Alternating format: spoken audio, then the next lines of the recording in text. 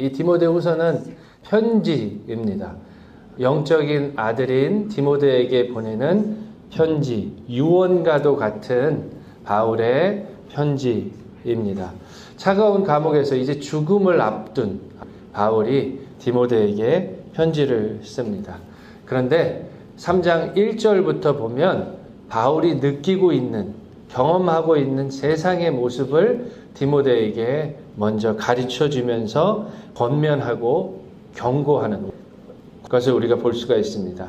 3장 1절부터 5절 제가 읽겠습니다. 너는 이것을 알라. 말세에 고통하는 때가 이르러 사람들이 자기를 사랑하며 돈을 사랑하며 자랑하며 교만하며 비방하며 부모를 거역하며 감사하지 아니하며 거룩하지 아니하며 무정하며 원통함을 풀지 아니하며 모함하며 절제하지 못하며 사나우며 선한 것을 좋아하지 아니하며 배신하며 조급하며 자만하며 쾌락 사랑하기를 하나님 사랑하는 것보다 더하며 경건의 모양은 있으나 경건의 능력은 부인하니 이 같은 자들에게서 내가 돌아서라. 제가 아이들에게 이 말씀 함께 나누면서 이 세상, 바울이 생각하던, 경험하던 세상의 모습이 어떠한 것 같아? 라고 물으니까 그러더라고요. This is the world we are living in now. 우리가 살고 있는 세상 같아요. 그렇죠? 우리가 살고 있는 세상입니다. 하나님을 떠난 악한 모습입니다. 말세, end of the world. 주님 오실 때가 다가왔음을 바울도 느끼고 우리도 이 시간에 느끼고 있습니다.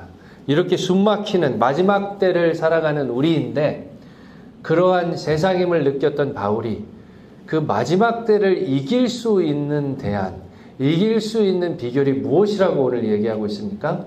성경이라고 말하고 있음을 봅니다.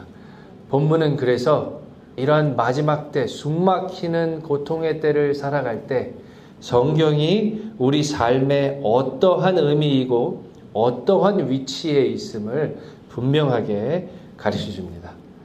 바울이 사랑하는 디모데에게 마지막 때를 성경으로 이겨야 한다라고 말하고 있는 것처럼 우리도 성경으로 이 마지막 때를 이기며 사는, 승리하며 사는 저와 여러분이 되시길 축복합니다.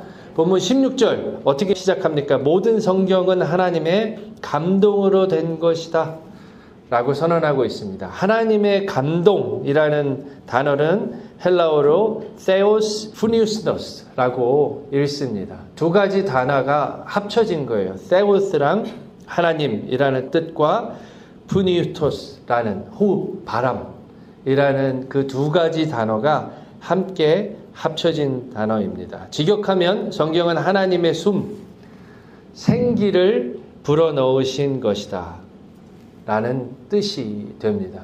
하나님이 숨을 불어넣으셨다, 생기를 불어넣으셨다 하니까 생각나는 장면, 생각나는 말씀이 있어요. 어디죠? 하나님께서 무엇을 창조하시고 인간을 창조하시고 흙으로 인간을 빚으시고 그 코에 무엇을 불어넣으시자? 생기를, 숨을 불어넣으시자 뭐가 되었다? 생명이 되었다. 창세기를 생각나게 합니다.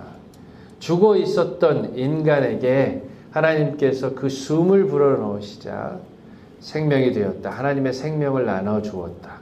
그리고 여기 또 있는 거예요. 사람에게 생명이 되었던 하나님의 숨이 오늘 어디에 있다고 선언하고 있습니까? 하나님의 말씀에. 그래서 이 말씀은 그냥 글자가 아니라 하나님의 생명이 있는 말씀입니다. 아멘. 그냥 책이 아니라 하나님의 생명, 하나님의 숨이 깃든 말씀이란 말이에요. 그래서 우리는 말씀으로, 성경으로 하나님의 생명인 영생을 얻습니다. 우리는 성경으로 오늘 우리의 영혼에 필요한, 우리의 영혼을 살리는 하나님의 숨결을 경험하게 되는 것입니다. 하나님의 생명이 있는, 살아있는 말씀, 정보가 아니라, 인포메이션이 아니라 하나님의 호흡이 담긴 생명의 책, 그것이 바로 성경입니다. 자, 하나님의 생명이 담긴 책, 너무나 중요한 하나님의 말씀. 그러니까 우리는 이 성경에 적혀 있는 글자 하나하나, 문자 그대로를 받아들이고 해석해야 되는 거죠? 아닙니다. 정답이 뭐라고요? No. 아니에요. 문자 그대로를 받아들이면 안 됩니다. 제가 얘기를 준비했어요. 어떤 사람이 성경이 이렇게 중요한 책인 걸 알았어요. 아, 하나님의 말씀이구나. 그래서 새해부터 하나님의 말씀을 꼭 읽고 생활하기로 마음을 먹었습니다. 그래서 아침에 일어나서 성경을 폈어요. 쫙. 그러니까 처음에 나오는 말씀이 무엇인 줄 아십니까? 유다 얘기가 갑자기 나와요. 마태복음 27장 5절. 유다가 스스로 목매어 죽은지라. 읍스, 이건 아니야. 이건 하나님이 주시는 말씀이 아니야. 아, 내가 기도가 부족했나? 다시 기도를 하고 다시 성경을 폈습니다. 누가복음 10장 37절. 너도 가서 이와 같이 하라. 아, 이거 아닌데? 다시 예수께서 이르시되 내 하는 일을 속히 하라 하시니라. 이러면 됩니까? 안 됩니까? 안 돼요. 성경을 마치 무당이 주술책 펴듯 피는 것도 안 되고, 성경을 대하는 태도도 잘못되었고, 성경을 해석하는 방법도 잘못되었습니다. 우리가 간과하고 있는 너무 중요한 사실은 하나님께서 언제나 우리와 동역하신다는 사실입니다. 아멘? Partner, co-worker, partnership. 하나님께서는 언제나 사람과 동역하십니다. 아담과 하와를 만드셨어요. 하나님께서 다스립니다. 누구를 통해서? 아담과 하와를 통해서 다스리십니다. 하나님이 동역하셨습니다. 아브라함은 어떻습니까? 아브라함을 통해서 하나님의 약속을 받은 민족, 믿음으로 사는 민족의 모습이 어떠한지를 아브라함을 통해서 하나님께서 보여주셨습니다. 다윗을 통해서는 하나님께서 다스리는 나라가 어떠한 모습이고 어떻게 하나님의 백성으로 살아가는 것인지 다윗을 통해서 하나님의 통치를 보여주셨습니다. 그래서 사도 바울은 우리에게 이렇게 말합니다. 고린도전서 3장 9절입니다. 우리는 시작.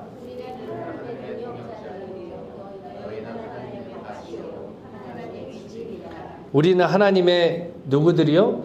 동역자들이요. 너희는 하나님의 밭이요. 하나님의 집이니라. 사도 바울이 스스로를 가르쳐. 우리는 하나님의 동역자들이라. 우리도 마찬가지입니다. 우리도 하나님의 동역자, co-worker입니다. 또한 우리는 하나님의 말씀이 심기고 자라는 밭입니다. 또한 우리는 하나님이 거하시는 집입니다. 아멘이십니까? 우리는 하나님의 파트너이며 하나님의 말씀이 심기고 자라는 밭이며 하나님이 거하시는 집이다. 하나님이 나를 통해서 그분의 능력을 나타내십니다.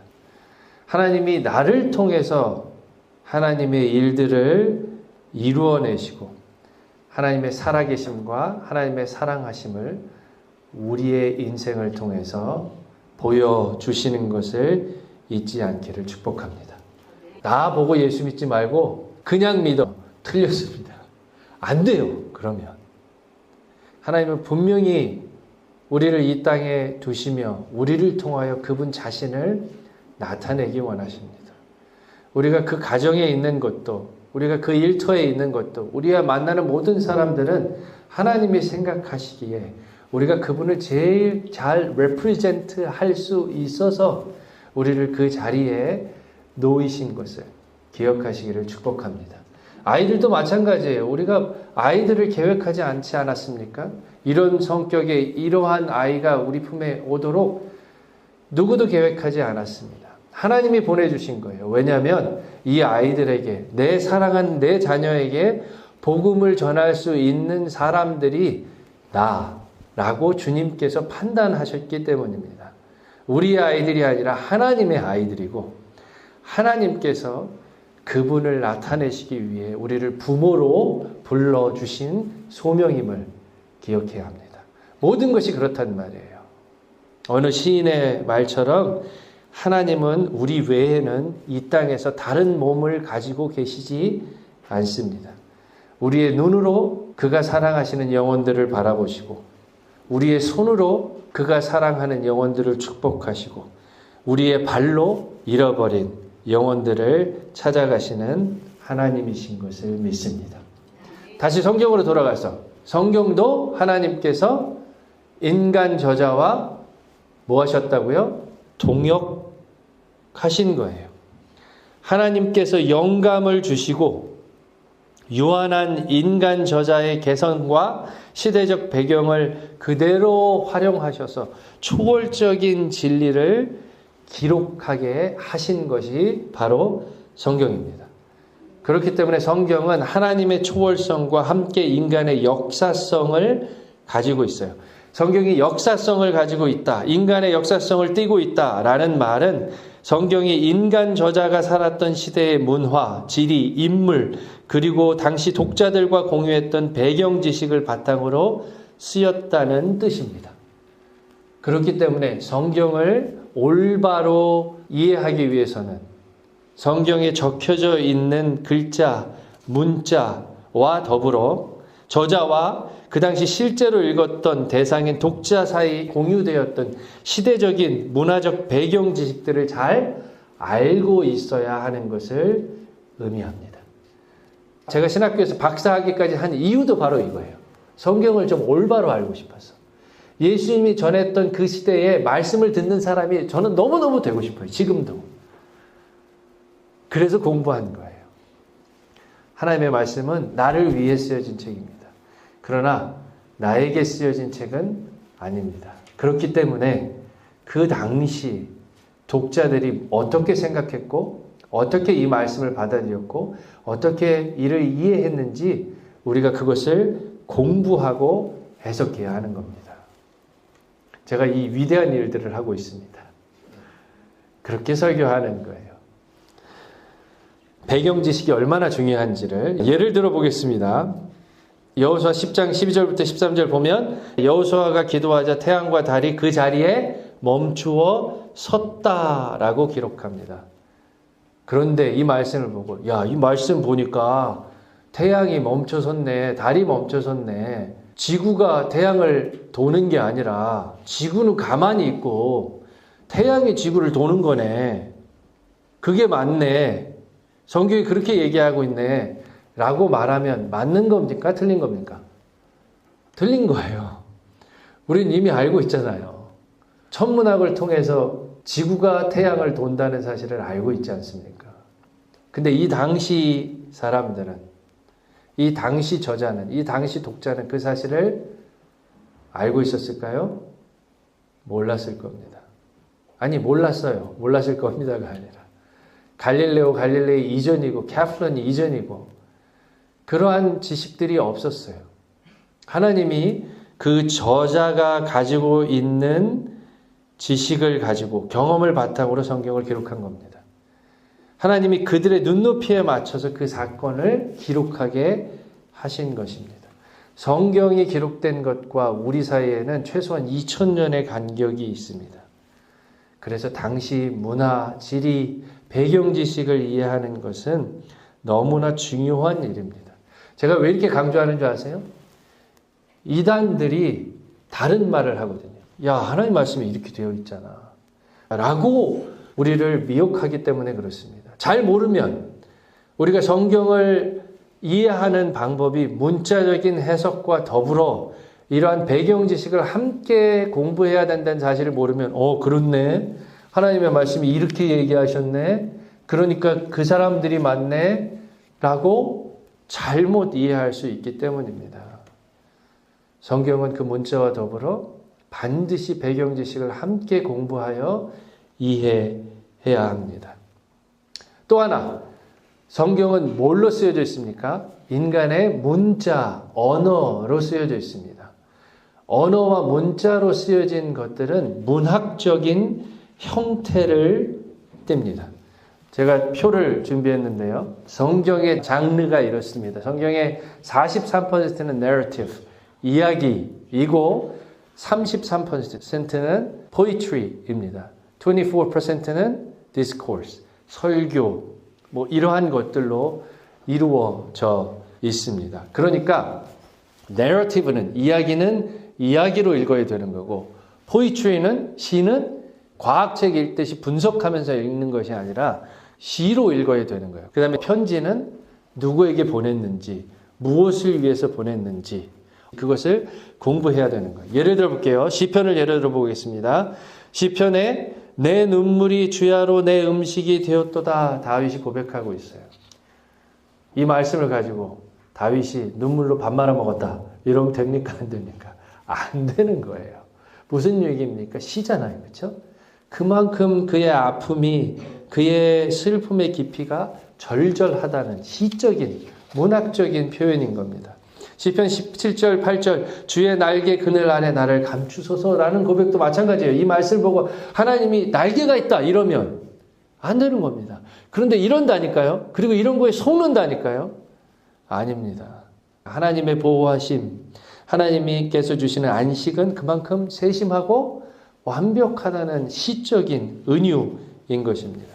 내러티브는 어떻습니까? 내러티브는 주인공이 있어요. 그렇죠? 캐릭터가 있습니다. 그리고 이야기가 있습니다. 그래서 하나님께서는 아브라함과 야곱과 다윗의 삶을 우리에게 보여주십니다. 하나님께서 성경을 딱딱한 도덕책으로 우리에게 주신 것이 아니라 그러한 인물들을 보여주시면서 하나님께서 우리를 어떻게 용서하시는지, 하나님께서 우리를 얼마나 사랑하시는지, 우리와 같이 똑같이 실수하고 똑같이 바보 같은 짓 하고 똑같이 신실하게 하나님을 섬기지 못하지만 끝까지 사랑하시는 하나님의 모습을 그들을 통해서 보여주면서 우리가 살아계신 하나님, 나를 지금도 사랑하시는 하나님을 알게 되는 거예요. 성경이 이렇게 다양한 문학적인 틀을 통해서 하나님이 어떤 분이시고 우리를 향한 그분의 마음이 어떠하신지 너무나 풍성하고 너무나 입체적으로 우리를 인도합니다. 다시 성경은 분명 하나님의 숨결로 하나님의 생명이 깃든 하나님의 감동으로 쓰인 생명의 책입니다. 그러나 그렇기 때문에 하나님의 말씀이라고 문자적으로 그대로 받아들이는 우는 범하지 말아야 합니다. 성경이 쓰여진 시간적 갭을 이해하려 하고 배경을 이해하려 하고 문학적 성격을 잘 살펴서 우리가 말씀을 대할 때 주님께서 우리에게 말씀하시는 진짜 보석 같은 말씀들을 발견할 수 있는 것을 잊지 않기를 축복합니다. 이렇게 성경을 대해야 되는 더 중요한 이유가 있어요. 뭔지 아십니까? 성경이 그냥 쓰여진 텍스트가 아니라 우리 삶을 읽고 해석하는 컨텍스트가 하나님의 말씀을 왜곡하지 않을 뿐만 아니라 하나님께서 진짜 나의 삶에 무엇을 말씀하시는지를 발견할 수 있기 때문입니다. 하나님이 오늘 나에게 하시는 말씀을 발견할 때 그때 두려움이 사라지는 거예요. 그때 용기가 나는 거예요. 그때 정말 올바른 결정을 내릴 수 있는 것이고 그때서야 우리는 죄에서 떠나고 나의 상처를 치유하시는 나를 살리시는 하나님의 음성을 듣게 되는 것입니다. 성경은 단순한 기록이 아니라 살아있는 하나님의 말씀이며 오늘 하나님께서 나에게 말씀하시는 통로입니다. 하나님은 자신을 보여주시는 계시의 도구로 성경을 사용하시는 것을 잊지 않기를 축복합니다. 그러니까 그 뭘 봤다라는 사람을 좀 부러워하지 않으셨으면 좋겠어요. 저는 어떻게 설명을 하냐면 뭘 보고 뭘 듣고 너무나 중요한 일입니다. 그러나 생각해 보세요. 에듀케이션의 가장 낮은 단계는 무엇을 보여주고 무엇을 들려주는 일입니다. 고학년이 될수록 책에서 그림이 사라져요. 그리고 글만 있습니다. 왜냐하면 글로도 전달이 되기 때문에 그래요. 하나님은 우리에게 완벽한 계시인 성경을 주셨습니다. 무엇을 보고 무엇을 듣고 하는 것은 대부분 그 사람의 신앙이 그만큼 어리기 때문에 하나님께서 시청각 교육을 사용하시는 거예요. 오늘 나에게 그러한 일들이 일어나지 않는다면 우리에게 하나님께서 말씀으로 말씀하고 계시고 그 말씀으로 인하여 우리 삶이 변하기를 기대하시기 때문임을 잊지 않기를 축복합니다. 내가 영적으로 어리기 때문에 그런 걸 못 보는 것이 아니라 반대로 하나님이 말씀으로 말씀하셔도 알아들을 만큼 성숙하기 때문에 주님께서는 성경을 주시고 오늘도 이렇게 말씀을 주시고 그렇게 우리의 삶이 변화되기를 원하시는 거예요. 말씀을 맺습니다. 어항 속의 물고기가 물을 떠나 살 수 없는 것처럼 하나님의 형상으로 지음받은 우리는 하나님의 말씀을 떠나 살 수 없습니다. 누군가 돌아가시는 걸 보면 아무것도 변함이 없고 호흡만, 숨만 딱 끊어지는 것 같은 느낌을 받습니다. 하나님이 주신 호흡을 하나님께서 가져가시는구나 이런 생각이 들어요. 우리의 영혼도 마찬가지입니다. 하나님의 숨결로 지음받은 이 성경이 없으면 우리의 영혼도 호흡이 사라지고 죽고 마는 것을 우리는 잊지 말아야 합니다. 예수님께서 말씀하신 것처럼 우리는 밥으로 사는 사람들이 아니라 하나님의 말씀으로 사는 존재들입니다. 오늘날 정말 많은 그리스도인들이 지쳐있고 무기력하고 방향을 잃는 이유는 성경이 더 이상 살아있는 하나님의 말씀으로 대하지 않는 것이고 그 말씀이 그냥 텍스트가 되고 컨텍스트, 내 삶을 읽고 해석하고 나를 변화시키는 컨텍스트의 말씀이 되지 않기 때문입니다. 우리는 그러지 말아야죠. 또다시 고백하는 거지만 누군가 그리스도인이라고 하면서 변하지 않는다면 그것은 하나님의 말씀이 능력이 없거나 하나님이 살아계시지 않기 때문이 아니라 그 살아계신 하나님의 말씀을 하나님의 말씀으로 대하지 않기 때문입니다. 하나님의 말씀의 능력을 거절하고 있기 때문에 입으로는 믿습니다 하지만 삶으로는 믿지 않기 때문임을 기억합니다. 저와 여러분은 정말 하나님이 숨결이 담긴 이 말씀으로 우리의 가정이 살고 우리의 일터가 살며 무엇보다 우리의 영혼이 사는 것을 경험하기를 축복합니다. 그냥 들음에서 끝나는 것이 아니라 주님의 말씀을 살아냄으로써 하나님의 말씀이 살아있고 오늘 우리의 삶을 변화시키는 능력임을 우리의 삶으로 전하게 되는 귀한 복음 증거자가 우리 모두가 되기를 간절히 축복합니다.